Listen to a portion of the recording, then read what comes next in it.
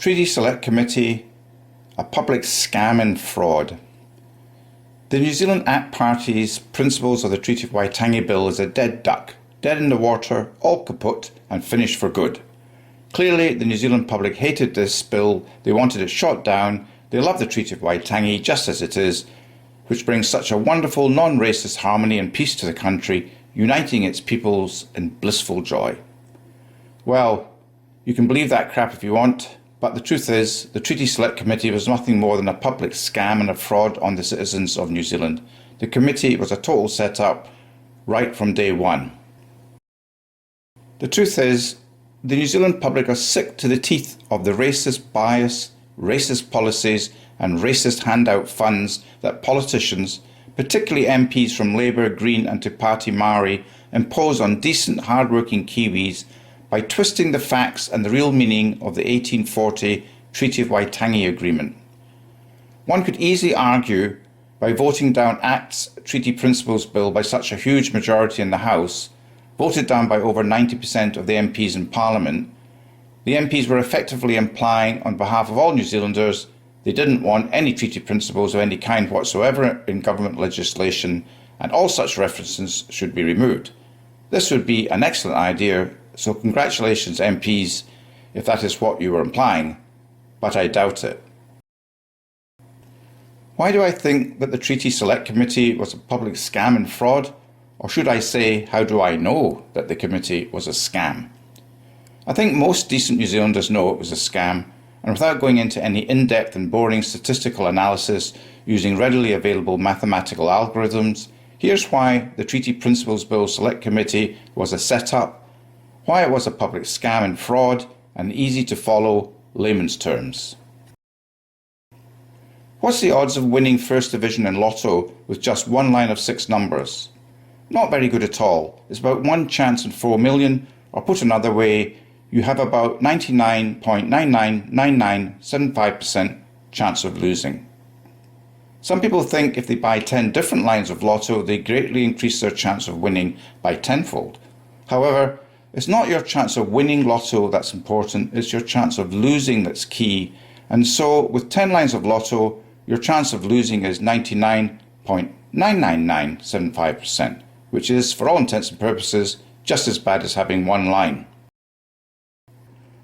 Your best First Division financial bet in Lotto is actually to buy only 1 line of 6 numbers. So what has any of this to do with the Treaty Principles Select Committee?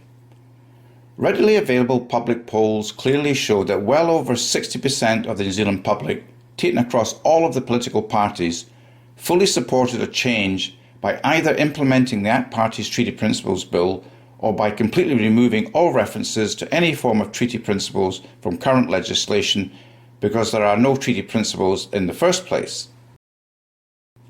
The vast majority of New Zealanders are, clearly one way or another, totally sick of the racist interpretation of the Treaty of Waitangi by politicians, judges, lawyers, academics, elite iwi and the Waitangi Tribunal, especially so as it's typically a gravy train flow of money in one direction only.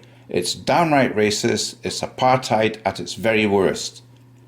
However, and grossly misleading, if not blatantly dishonest, the Labour, Greens and Te Pāti Māori parties reported that an overwhelming majority of the New Zealand public did not want the ACT Party's treaty principles implemented. This was blatantly dishonest for 2 reasons. 1. The racist MPs forgot to mention that the vast majority of the country don't want any kind of principles in the first place, not even in New Zealand's present legislation, never mind introducing the ACT Party's principles, which was clearly an attempt to clean up the present racist apartheid mess. 2, and even worse still, just like Lotto, the chance of honestly selecting an overwhelming majority of people voting against the Principles Bill, oral and written, for committee review, from a population of well over 60% in favour of either ACT's principles or having no principles at all, is worse than trying to win Lotto. Wait for this, it's about 1 chance in 9 million. These are bad odds, which raises red flags and suggests scam. Conclusion.